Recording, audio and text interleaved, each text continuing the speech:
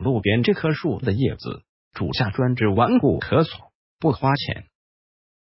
大家好，我是中医健康管理师文老师，我一直推崇用更健康的方式去护理身体。前些天，隔壁王阿姨来找我，王阿姨说自己咳了半个月，总是不好，白天咳嗽还好，到了晚上咳嗽更加剧烈，有时候甚至睡觉都会咳醒。我看了王阿姨的症状，其实简单的食物就能解决王阿姨这个问题。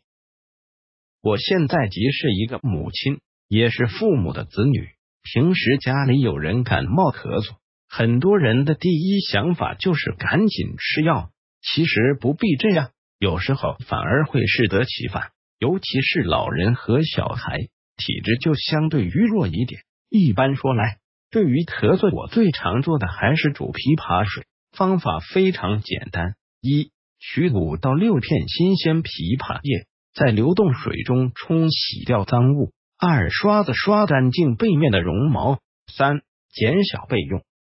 四、准备1颗冰糖黄冰糖，最好将叶片剪碎，放入煮锅内，大概倒入800毫升左右的水，开大火煮。叶片煮开后，用筷子将上面浮起的叶片搅动一下，然后转为中小火。此时加入1块冰糖，煮20分钟即可。煮好后，不要马上开盖子，继续焖一会儿。5. 将枇杷叶子水倒出，此时还是茶色的，过一会儿就变成酒红色。